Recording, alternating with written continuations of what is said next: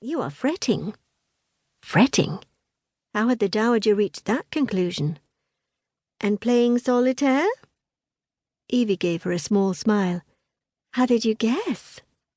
Well, you could hardly play whist by yourself. Does this have anything to do with your farewell tea for Mrs. Ellington? Henrietta asked, and settled down at the table beside her.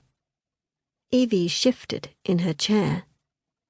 The day before, she had held an afternoon tea to bid the local vicar and his wife adieu as they set off on the exciting new phase of their lives. Evie handed the Dowager a cup of tea.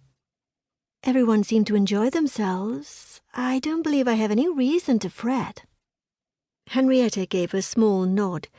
I am sorry I missed it, but I had a prior commitment at the local hospital.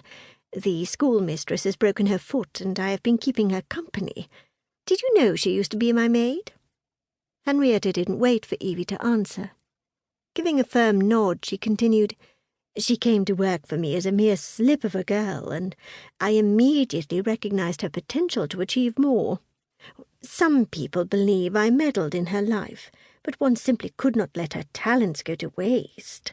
Anyhow, I digress. Where was I? Henrietta looked up at the ceiling as if to gather her thoughts. Oh, yes. I hear Mrs. Sheffield had a great deal to say to you at yesterday's afternoon tea. From what I am told, she took you aside and imparted some instructions on how to deliver a speech. Evie gave a small shrug. I'm sure she meant to be helpful. And yet you do not appear to have taken her advice on board. Henrietta feigned surprise. Didn't she tell you to inject more details into your delivery? I'm sorry I missed the event. Then again, according to Mrs. Sheffield, there really wasn't much substance to your speech. Uncertain as to how she should react, Evie sat back and nibbled on a cucumber sandwich. Well? Henrietta prompted. Evie recognized Henrietta's intention to extricate as much from this incident as she could simply for her own amusement. Had nothing else happened in the village during this past week? Taking a sip of tea, Evie smiled. Mrs. Sheffield wanted a blow-by-blow account of Mrs. Ellington's history in the village, meaning she wished to hear all about her involvement in Mrs. Howard Smith's demise. A shiver coursed along her back. Mrs. Howard Smith's death had come as a shock to everyone, and continued to linger in Evie's mind. Henrietta made a dismissive gesture with her hand. Oh, but that is old news, surely. Brightening, Evie agreed. Precisely. I also found it inappropriate and unnecessary to mention Mrs. Ellington's momentary lapse in judgment. Evie poured herself another cup of tea. Looking up, she saw Henrietta leaning forward. Evie took this as another prompt to embellish her tale. The vicar's wife did, after all, rebel against us.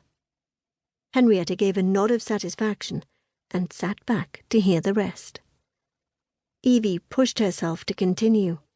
In fact, if you recall, at one point we thought the vicar's wife might have been the instigator of the rebellion. But as you say, that is all in the past. It would have been in poor taste to mention any of it at a farewell afternoon tea. Setting her sandwich down, Evie straightened. So, who is this new admirer you mentioned? They could at least have a laugh over that. Henrietta's eyes sparkled. Oh, it's Mrs. Sheffield, of course. She has decided to take you under her wing. The edge of Henrietta's lip quivered with amusement. She seems to think she knows best. While she admires you a great deal, she believes there is room for improvement. Setting her cup down, Henrietta folded her hands and invited Evie to deliver the speech again. Evie floundered. She had no idea how to respond to the news. Sighing, she said, I mentioned the essentials. Mrs. Ellington has served the parishioners well, excelling in her role as a leader of the community. Honestly, I didn't wish to bore anyone with too much information. Besides, they were already well acquainted with Mrs. Ellington's achievements. You're sounding a tad defensive, my dear. Fearing she might not be able to control the next words that came out of her mouth, Evie fell silent.